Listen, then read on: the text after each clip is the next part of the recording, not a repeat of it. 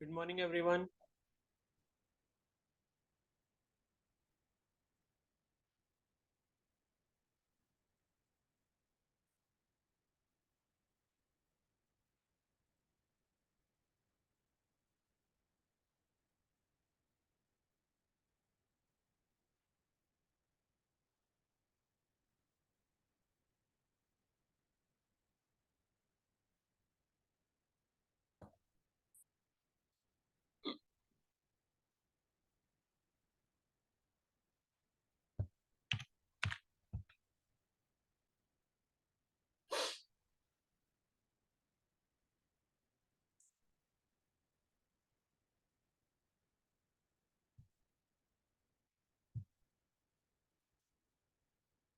Good morning, Faiza.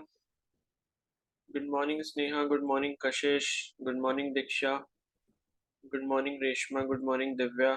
Good morning, Kamini. Good morning, Krishna. Good morning, Ritu. Good morning, Sana.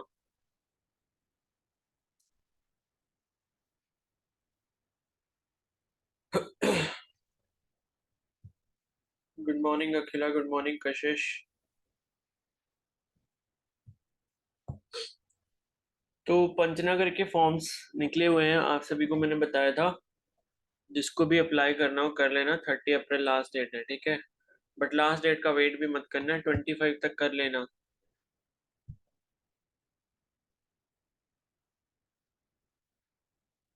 ठीक है। चलो start करते हैं फिर। कल हमने प्रिज्म तक कंप्लीट कर लिया था। अब इसके बाद कुछ जो आपके मैग्नीफाइंग डिवाइसेस हैं उसके बारे में थोड़ा सा देख लेते हैं, ठीक है।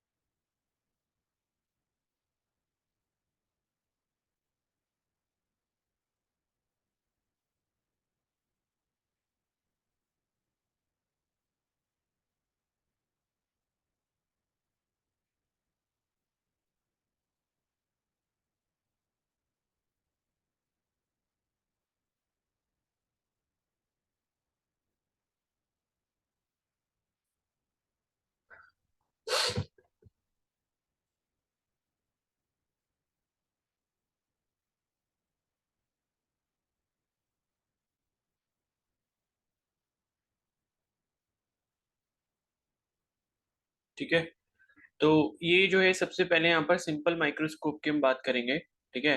तो सिंपल माइक्रोस्कोप बेसिकली क्या होता है, जैसे आपने लाइट माइक्रोस्कोप देखा होगा अपने बायो या फिर केमिस्ट्री लैब में, तो वही क्या होता है, आपका सिंपल माइक्रोस्कोप होता है। एंड ये जो सिंपल माइक्रोस्कोप होता है, ठीक है, या फिर आप सिंपल सा लेंस भी बोल सकते हो, ठीक है। तो ये जो सिंपल माइक्रोस्कोप है, अगर आपको इसमें मैग्नीफाइंग पावर निकालनी है, ठीक है, तो मैग्नीफाइंग पावर जो है स्मॉल एम से हम डिनोट करते हैं। एंड इसका जो फॉर्मूला होता है वो होता है m = 1 + d/f, जहां पर d क्या होता है, आपका least distance of distinct vision. ये least distant of distinct vision, इसका मतलब क्या होता है कि ये ऐसा डिस्टेंस होता है जो मतलब जिस डिस्टेंस से सबसे पास से आप देख सकते हो। यानी कि अगर ह्यूमंस की बात करें तो ये लगभग 25 सेंटीमीटर के आसपास इसकी वैल्यू होती है। यानी कि वो मिनिमम डिस्टेंस की वैल्यू जिस जिस डिस्टेंस पर आप क्लियरली किसी चीज को देख सकते हो। मतलब ऐसा माना गया है कि 25 सेंटीमीटर जो है वो आपका मिनिमम डिस्टेंस रहता है जिससे आप कोई भी चीज ठीक तरीके से देख सकते हो। जैसे अगर आप फोन को देख रहे हो अपने, ठीक है, फोन की स्क्रीन को देख रहे हो, तो 25 सेंटीमीटर के आसपास अगर आप देखोगे तो आपको बिल्कुल सही दिखाई देगा, आपकी आईज के ऊपर स्ट्रेन नहीं पड़ेगा। लेकिन 25 सेंटीमीटर से जैसे ही आप थोड़ा पास लेके आओगे, मान लो 20 सेंटीमीटर या 15 सेंटीमीटर, आंखों के जितना पास लेके आओगे उतना ज्यादा स्ट्रेन पड़ेगा। तो डी जो होता है, कैपिटल डी, वो होता है आपका least distance of distinct vision. और एफ जो है वो क्या हो गया, आपका फोकल लेंथ हो गया। ठीक है, किसका, लेंस का, जो आपका सिंपल माइक्रोस्कोप में इस्तेमाल किया गया है। तो यहाँ पर स्मॉल एम जो होता है वो 1 + D+1 + D बाई एफ के बराबर हो जाता है। तो ये फॉर्मूला किसका हो गया, magnifying power of simple microscope का। ठीक है, और इसके बाद है,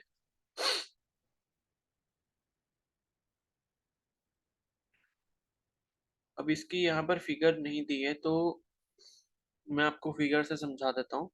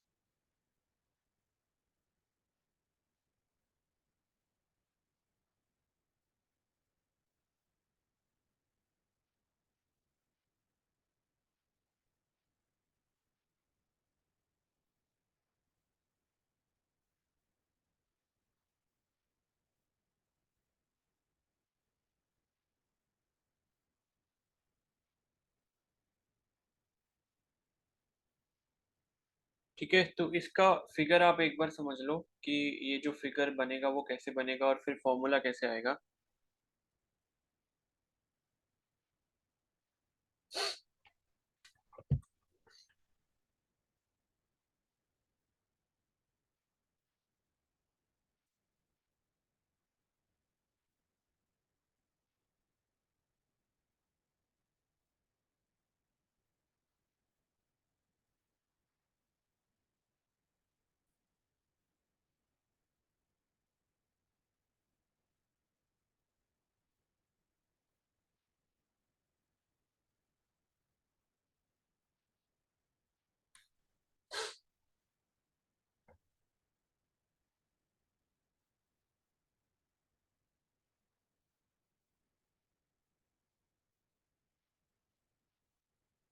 ठीक है, तो इसका जो फिगर बनेगा वो ऐसा बनेगा।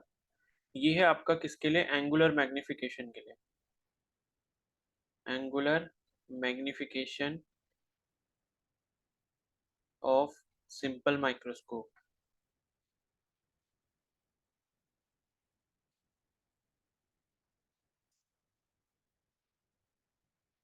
ठीक है, तो यहाँ पर मान लो आपके पास क्या है, एक कॉन्वेक्स लेंस है इस तरीके से।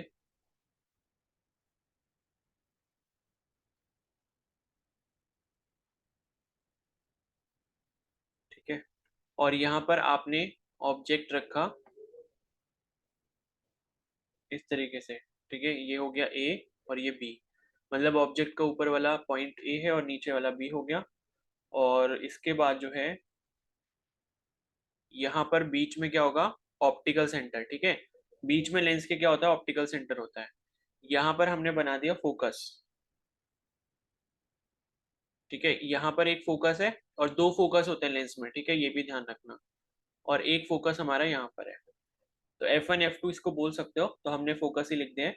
तो ये फोकस हो गया, और उसके बाद जो है, अब यहाँ से मान लो कोई इंसिडेंट रे जाती है। ठीक है, तो ये आपका ऑप्टिकल एक्सिस हो गया। ठीक है, और इससे एक इंसिडेंट रे जैसे जाएगी, तो यहाँ से रे जाने के बाद क्या है, फोकस से पास हो जाएगी इस तरीके से। ठीक है, तो ये फोकस से पास हो गई। और दूसरी जो हम रे लेके जाएंगे वो ऑप्टिकल सेंटर से लेके जाएंगे।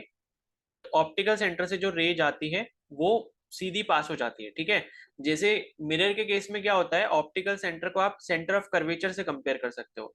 तो मिरर के केस में तो क्या होता है कि जो रे आपकी सेंटर ऑफ कर्वेचर से पास करती है वो वापस सेंटर ऑफ कर्वेचर को, मतलब उसका जो पाथ है उसको रिट्रेस कर जाती है। लेकिन यहाँ पर क्या है, रिफ्रैक्शन हो रहा है, रिफ्लेक्शन नहीं हो रहा।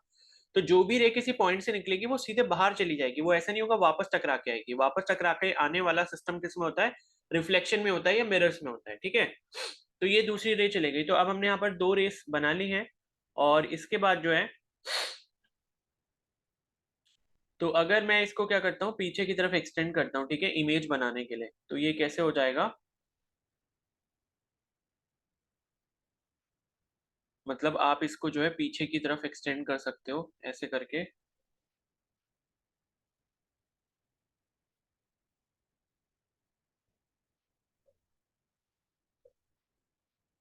ठीक है, यहाँ पर एक्सटेंड करा। और इसके बाद जो है,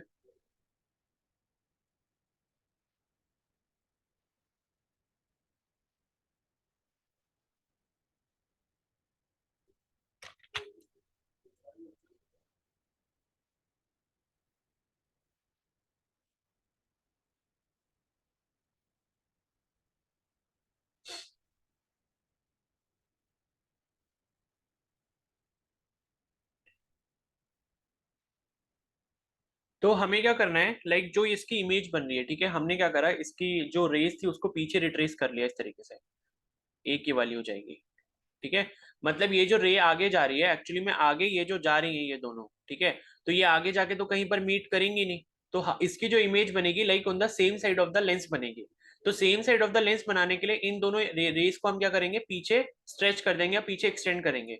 तो पीछे जो डॉटेड लाइन से मैंने दिखाई है, एक तो आपकी ये वाली रे हो गई, ठीक है, और एक आपकी ये वाली रे हो गई। इन्हीं को हमने क्या करा, पीछे एक्सटेंड कर दिया। तो यहाँ पर हमारी क्या बन गई, इमेज बन गई। तो ये पॉइंट मैं कह सकता हूँ कि ए डैश बन गया। और यहाँ पर ये जो नीचे वाला पॉइंट है ये क्या बन गया, बी डैश बन गया। और इसी के साथ मैंने क्या करा, ये जो आपका ऑब्जेक्ट था इसको भी मैंने यहाँ पर बना लिया, ये ए है और यहाँ पर पॉइंट बी है। मतलब ऑब्जेक्ट की भी एक कॉपी मैंने यहाँ पर बना ली, जो कि इमेज के साथ मैंने रख दी कंपेयर करने के लिए, ठीक है। तो ऑब्जेक्ट को भी मैंने इधर मतलब इधर ट्रेस कर लिया, किसके साथ, इमेज के साथ। तो इमेज तो आपकी ए डैश बी डैश है जो कि मैग्नीफाइड इमेज बनी है। लेकिन साथ में मैंने क्या करा, कंपेयर करने के लिए जो ऑब्जेक्ट ए बी था उसको भी मैंने इमेज के साथ एडजस्ट कर दिया है, ताकि मैं मैग्निफिकेशन का एक आइडिया लगा पाऊं। तो अब आपको यहाँ पर ध्यान क्या रखना है, दो एंगल्स के बारे में आपको ध्यान रखना है, ठीक है। तो पहला यहाँ पर एंगल होगा अल्फा। ये जो है, ये आपका यहाँ पर आप एंगल बोल सकते हो, ये एंगल कौन सा है, ये है अल्फा। यहाँ पर आपका एंगल कौन सा बन रहा है, अल्फा बन रहा है। अब ये जो अल्फा एंगल है, ये अल्फा एंगल कहाँ से बन रहा है, आपके ऑप्टिकल सेंटर से इमेज तक बन रहा है। लेकिन ये किसको रिप्रेजेंट कर रहा है, आपके ऑब्जेक्ट को। यानी कि आप ये बोल सकते हो कि भाई जो ऑब्जेक्ट यहाँ पर होगा, अगर हम ऑब्जेक्ट को शिफ्ट कर देते हैं इमेज वाली साइड पे या इमेज के साथ में, तो वहां पर ऑब्जेक्ट का जो, मतलब ऑब्जेक्ट जो है उसके साथ जो एंगल बन रहा है ऑप्टिकल सेंटर का, वो अल्फा बन रहा है। और इसी तरीके से जो इमेज का एंगल बन रहा है वो आपका बीटा एंगल बन जाएगा, ठीक है। तो इमेज के लिए आपका कौन सा एंगल हो जाएगा, ये वाला एंगल, ये इतना पूरा एंगल। मतलब ऑप्टिकल सेंटर से जो आपने इमेज के लिए पीछे लाइन एक्सटेंड करी है ए डैश पे, तो उसके लिए आपका एंगल क्या बन रहा है, बीटा बन रहा है। और जो आपने ऑप्टिकल सेंटर से ए पॉइंट के लिए, मतलब जो आपने ऑब्जेक्ट को कॉपी करा है वहां पे, उसके लिए जो यहाँ पर एंगल बन रहा है वो अल्फा बन रहा है। तो ये आपने समझना है। और उसके बाद ये जो डिस्टेंस होगा, कौन सा, इमेज से लेके ऑप्टिकल सेंटर का डिस्टेंस। अब लेंस में ध्यान रखना कि जितने भी डिस्टेंस हम मेजर करते हैं वो ऑप्टिकल सेंटर से करते हैं। मतलब ऑप्टिकल सेंटर जो होता है वो मिरर के पोल जैसा होता है बिल्कुल, ठीक है। तो ये जो डिस्टेंस है वो हमने क्या माना है, कैपिटल डी। कैपिटल डी क्या है, least distance of distinct vision. अब इसका मतलब क्या हुआ कि हमने जो ऑब्जेक्ट, मतलब हमने जो इमेज बनाई, यानी कि ऑब्जेक्ट हमने कहीं पर भी रखा हो, लेकिन हमने जो इमेज बनाई, इमेज कहां पर बनाई, कैपिटल डी डिस्टेंस पे बनाई। और ये एक ऐसा मिनिमम डिस्टेंस है जहां पर आपको क्लियर इमेज दिखाई देगी। तो कैपिटल डी डिस्टेंस पर हमने क्या बनाई, इमेज बनाई, ठीक है। तो अब यहाँ पर देखो, एंगुलर मैग्निफिकेशन का जो फॉर्मूला आता है, ठीक है, एंगुलर मैग्निफिकेशन का जो फॉर्मूला आपके पास आएगा। अब देखो फॉर्मूला डिराइव करने का तो तरीका काफी अलग है, तो डेरिवेशन पे तो हमें जाना नहीं है। बेसिक जो फॉर्मूला है इसका मैग्निफिकेशन है, एंगुलर मैग्निफिकेशन का, वो पहले आप लिख लो। एंगुलर मैग्निफिकेशन जो है स्मॉल एम से डिनोट करेंगे हम। और यहाँ पर ये क्या हो जाएगा, इसका formula, angle subtended by the final image, ठीक है, angle subtended by the final image upon angle subtended by the object angle subtended by the object, ठीक है, व्हेन प्लेस्ड एट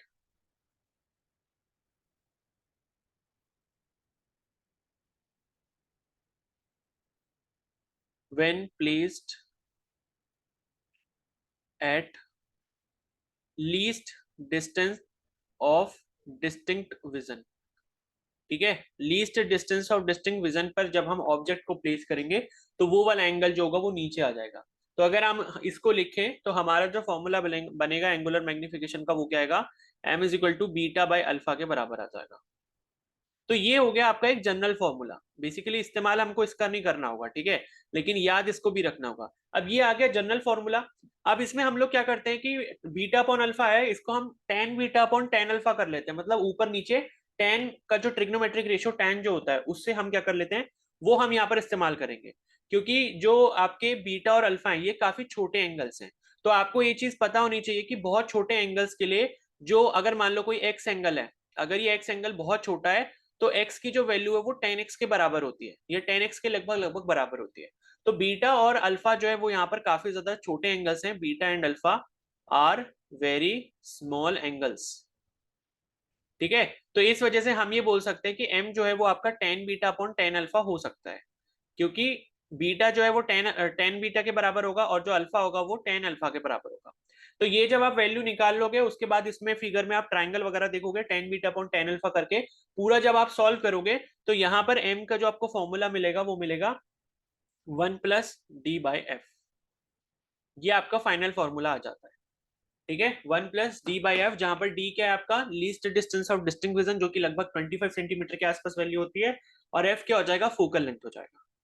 तो ये आपका जो है फॉर्मूला इस तरीके से डिराइव होता है, ठीक है, पूरा मैंने डिराइव नहीं करा, बेसिक फॉर्मूला मैंने बता दिया, उसके बाद ट्राइंगल वगैरह देखना होगा उसमें लेंस के अकॉर्डिंग कौन सा ट्राइंगल है, फिर टेन बीटा आपको पता ही है क्या होगा, परपेंडिकुलर अपॉन बेस, और टेन अल्फा भी क्या हो जाएगा, परपेंडिकुलर अपॉन बेस। तो जिसमें अल्फा आ रहा होगा उसका परपेंडिकुलर अपॉन बेस ले लेंगे, जिसमें बीटा आ रहा होगा उसका परपेंडिकुलर अपॉन बेस ले लेंगे, उन वैल्यूज को थोड़ा इधर उधर शिफ्ट करके फाइनल फॉर्मूला क्या आ जाएगा, 1 + d/f के बराबर आ जाएगा, ठीक है, समझ आ गया ये वाला। Yes, sir. Yes, sir. Yes, sir. ठीक है, तो ये हो गया आपका angular magnification for simple microscope. Sir हाँ, सर इसमें तो जैसे दो फोकल लेंथ दे रखी है तो हमें किसी एक को पुट करना होगा, अगर दोनों हमें गिवन होगा तो कौन सा रखेंगे? फोकल लेंथ तो दोनों की सेम होती है ना, तो आप किसी को भी पुट करो, ये दोनों फोकल लेंथ ओके। सेम है, यहां से लेके यहां तक भी स्मॉल एफ है और यहां से लेके यहां तक भी स्मॉल एफ है, क्योंकि ये जो दोनों आप पीसेस लेते हो ग्लास के, ये दोनों पीसेस का जो मतलब रेडियस ऑफ कर्वेचर होता है वो सेम होता है, तभी तो आप कॉन्वेक्स लेंस बना पाओगे। क्योंकि अगर आप एक छोटा ले लोगे और एक आप बड़ा ले लोगे तो ये लेंस कुछ इस तरीके का बन जाएगा जो किसी काम का नहीं है, हमारे काम में जो आएगा वो इस टाइप का लेंस आएगा। या फिर क्या है, अगर आप दो सेम पीसेस इस तरीके के लेते हो और इनको क्या करते हो उल्टा लगा देते हो इस तरीके से, तो आपका क्या बन जाएगा, कॉनकेव लेंस बन जाएगा। ये आपका हो गया कॉनकेव लेंस, जब आप उनको ऑपोजिट डायरेक्शन से लगा देते हो। तो कॉनकेव क्यों कह रहे हैं, क्योंकि इधर से भी केव जैसा बन गया, इधर से भी केव जैसा बन गया, और जब आप उनको सेम साइड से लगाते हो तो वो आपका कॉन्वेक्स लेंस बन जाता है। Focal length radius of curvature दोनों का सेम होता है, तभी आपका कॉन्वेक्स और कॉनकेव लेंस बन पाएगा, ठीक है। तो ये इसका फॉर्मूला हो गया, किसका पढ़ा था हमने, एक सेकेंड, मैग्नीफाइंग पावर हो गया, अच्छा सॉरी सॉरी एक चीज गड़बड़ हो गई क्या, d/f आ रहा है तो,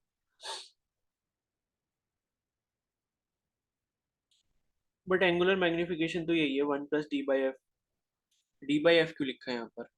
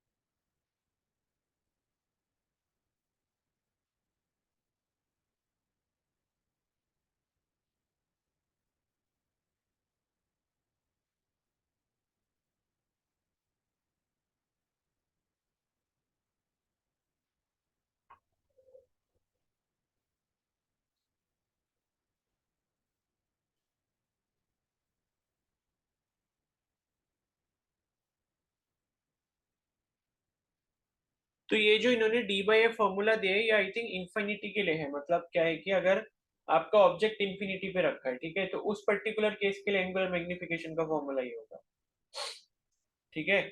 और अगर आपका मतलब जो ऑब्जेक्ट है वो अगर आपका मतलब जो इमेज आपकी बन रही है वो कहाँ पर बन रही है, अगर least distance of distinct vision पर अगर बन रही है तो यही फॉर्मूला आएगा 1 + d/f के बराबर, ठीक है।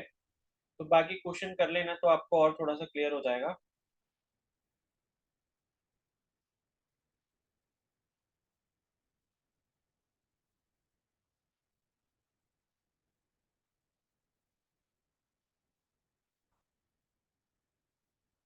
ठीक है, तो ये जो आपका 1+ या ये जो खाली d/f आ रहा है ये तब के लिए जब आपकी इमेज जो है वो इन्फिनिटी पे बनती है, ठीक है। तो ये वाला फॉर्मूला आप ध्यान रखो, ये जो m = d/f है ये तब के लिए होगा जब आपकी इमेज इन्फिनिटी पे बनेगी।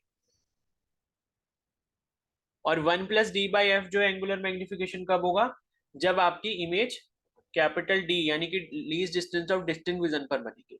और मैग्नीफाइंग पावर का भी यही सेम फॉर्मूला है, ठीक है।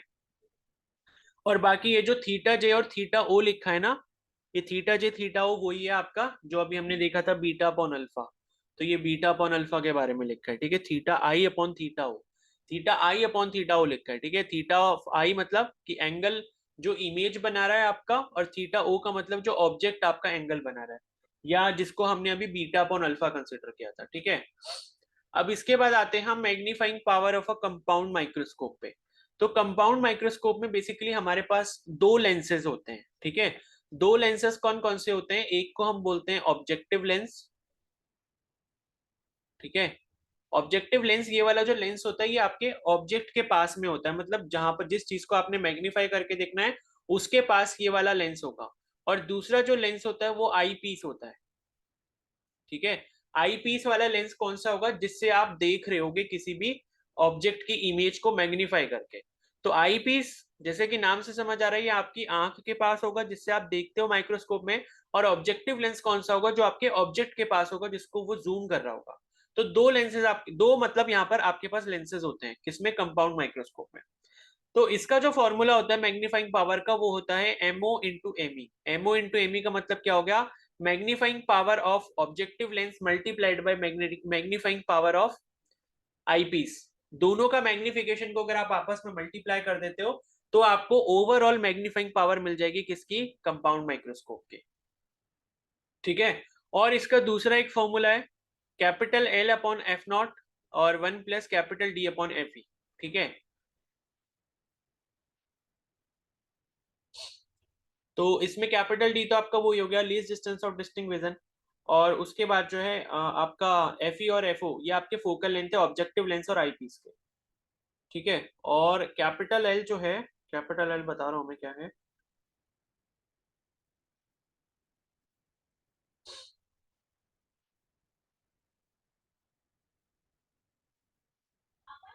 ठीक है, कैपिटल एल जो है वो आपका, एक सेकेंड रुको।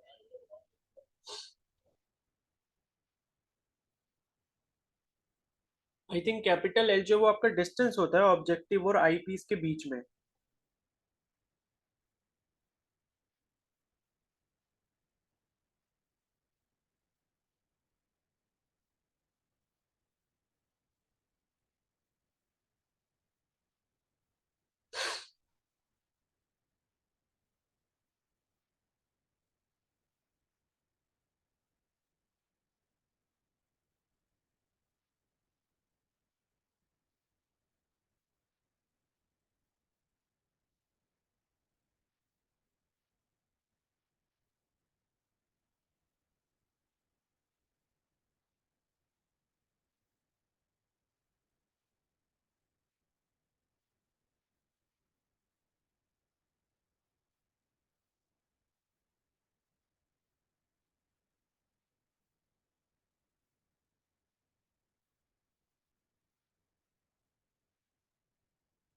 हाँ ठीक है, कैपिटल एल आपका डिस्टेंस है ऑब्जेक्टिव और आई पीस के बीच में, ठीक है।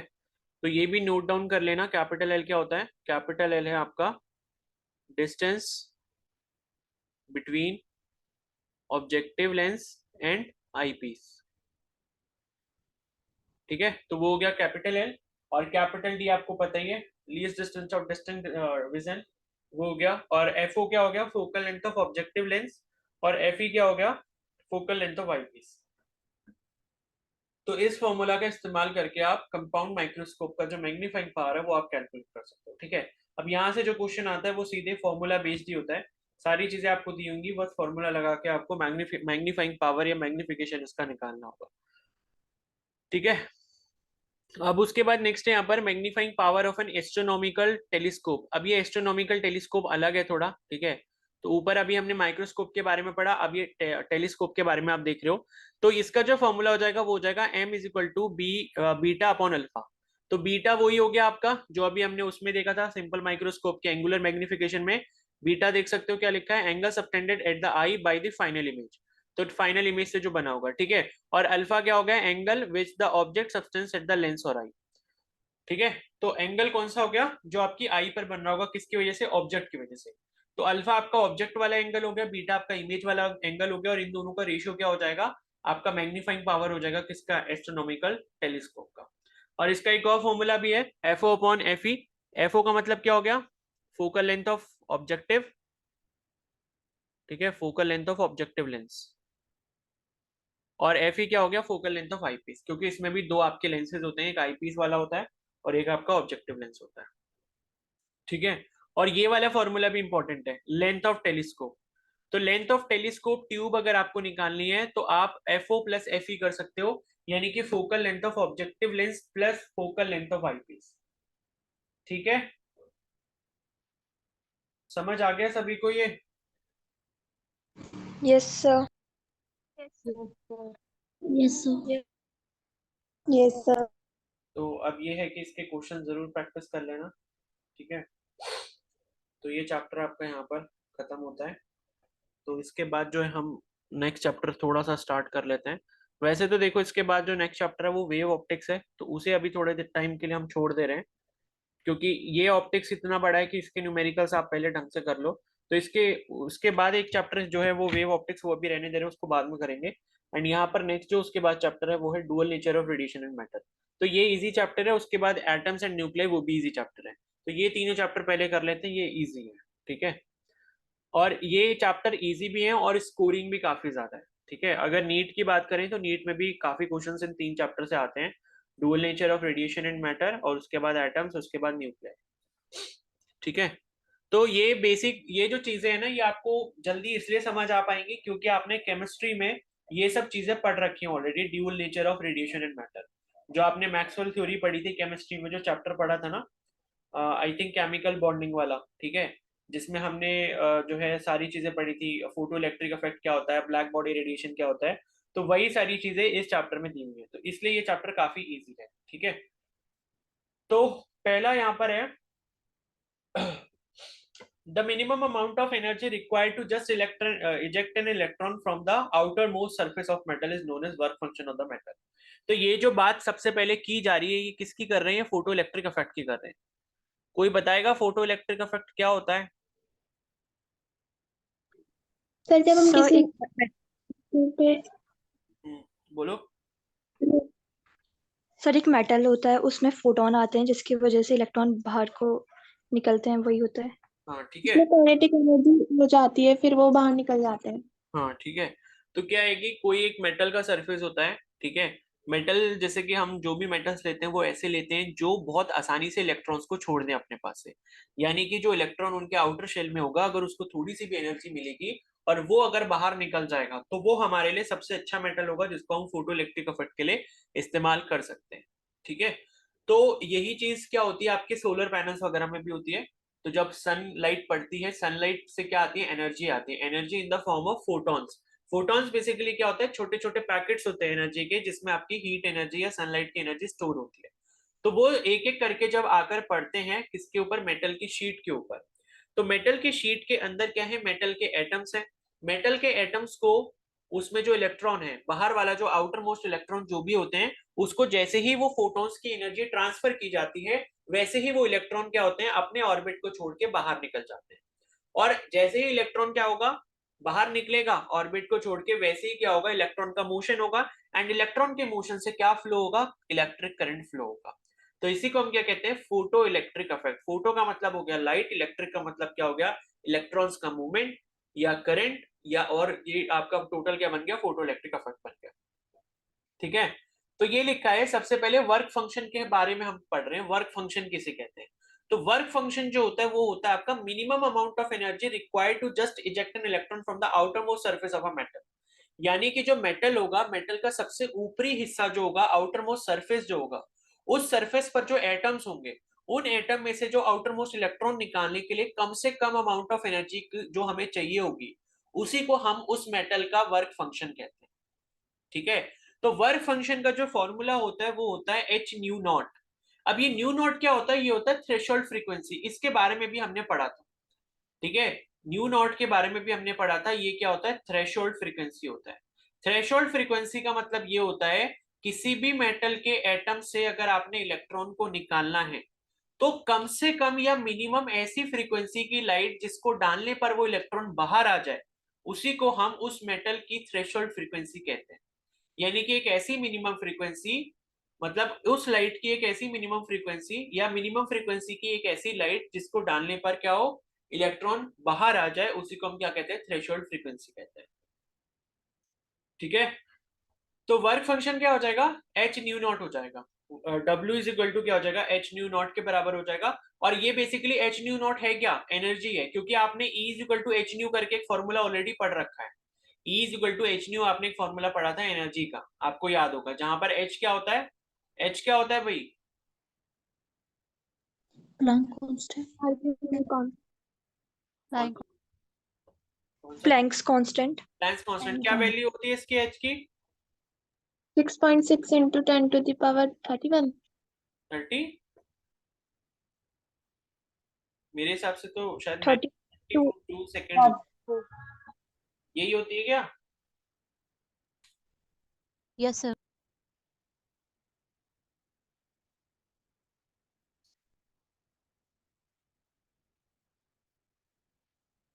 6.636 या 626 बोल सकते हो, इंटू 10 की पावर -34 जूल सेकेंड। तो ये होती है एच की वैल्यू। तो E equal to H nu आपने फॉर्मूला पढ़ रखा है। अगर आपने फोटोन की एनर्जी निकालनी होती है तो फोटोन की अगर आपको फ्रीक्वेंसी पता है, जिस लाइट का वो फोटोन है, अगर आपको उसकी फ्रीक्वेंसी पता है, अगर आप उसको प्लैंक्स कांस्टेंट से मल्टीप्लाई कर दोगे तो एक फोटोन की आपको वैल्यू पता चल जाती है। और आपने एक चीज और भी पढ़ी थी, E equal to NH nu भी होता है। ठीक है, NH न्यू का मतलब क्या होता है, जहाँ पे N आपके क्या होते हैं, नेचुरल नंबर से होल नंबर्स होते हैं। मतलब ये है कि फोटोन में जो एनर्जी होगी या फोटोन जो होंगे, कभी भी ऐसा नहीं होगा कि आधा फोटोन होगा या डेसिमल में होगा, हमेशा पूरा एक फोटोन। मतलब फोटोन जो है वो आपके नेचुरल नंबर्स के फॉर्म में होंगे या होल नंबर्स के फॉर्म में होंगे, या आप बोल सकते हो कि क्या बोलते हैं, इंटीजर्स के फॉर्म में होंगे। मतलब ऐसा नहीं होगा कि आधा फोटोन है या 3/4 फोटोन है, उसका कोई मतलब नहीं होता। ठीक है, तो ये जो है आपका थ्रेशोल्ड फ्रीक्वेंसी सभी को समझ आ गई होगी। ऐसी मिनिमम फ्रीक्वेंसी की लाइट जिसको डालने पर मेटल से क्या हो जाए, इलेक्ट्रॉन बाहर आना चालू हो जाए, उसको हम क्या बोलते हैं, थ्रेशोल्ड फ्रीक्वेंसी। और न्यू नोट से हम उसको डिनोट करते हैं। तो वर्क फंक्शन क्या होता है, मिनिमम एनर्जी जिससे आप इलेक्ट्रॉन निकाल सकते हो, और उसका जो फॉर्मूला होता है वो क्या होता है, एच न्यू नॉट के बराबर होता है। ठीक है, अब ये न्यू नॉट को आप क्या लिख सकते हो, न्यू का फॉर्मूला क्या होता है हमारे पास, C/λ होता है। ये सभी ने पढ़ रखा है, frequency is equal to speed of light divided by wavelength. तो न्यू इक्वल टू C/λ। अगर v, अगर कोई और मतलब लाइट है तो उसकी वेलोसिटी अगर v दी है तो v/λ कर सकते हो। लेकिन हम स्पीड, ये जो लाइट पढ़ रहे हैं, मतलब हम यहाँ पर क्या पढ़ रहे हैं, कौन सी इलेक्ट्रोमैग्नेटिक वेव पढ़ रहे हैं, लाइट वाली पढ़ रहे हैं। तो इसके लिए न्यू इक्वल टू C/λ हो जाएगा। तो न्यू इक्वल टू C/λ, तो मतलब ये न्यू नॉट अगर है तो ये क्या हो जाएगा, hc/λ नॉट हो जाएगा। अब लैम्डा नॉट क्या होता है, वो थ्रेशोल्ड वेवलेंथ। ठीक है, वो थ्रेशोल्ड वेवलेंथ जिसकी लाइट डालने पर क्या होगा, आपका इलेक्ट्रॉन बाहर हो जाएगा।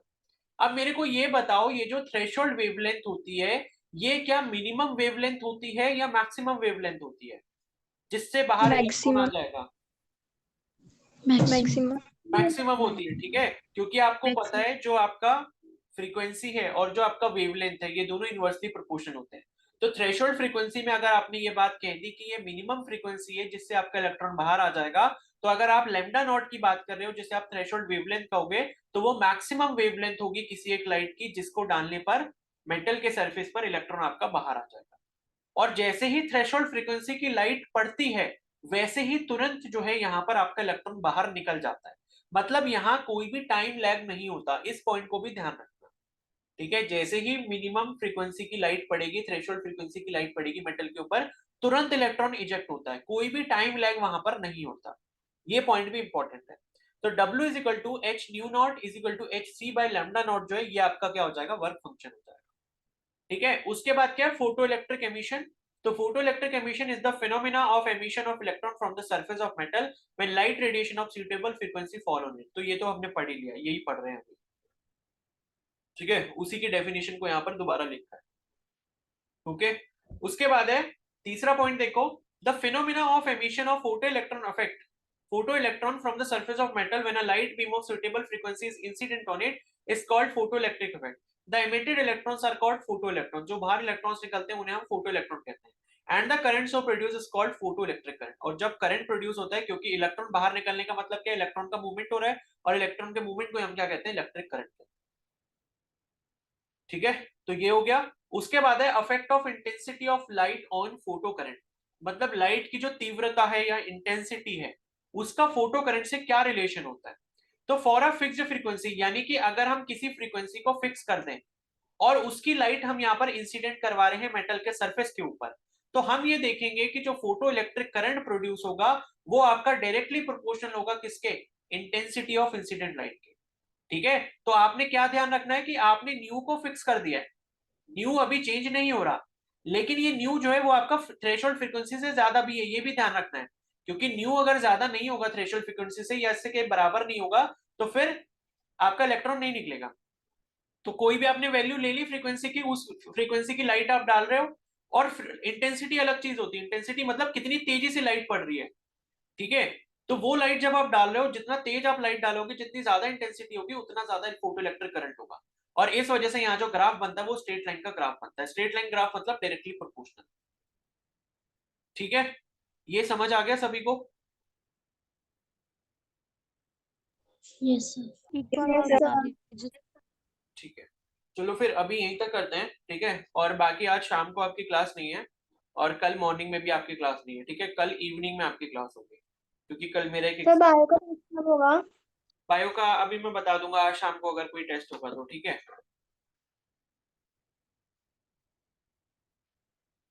ठीक है,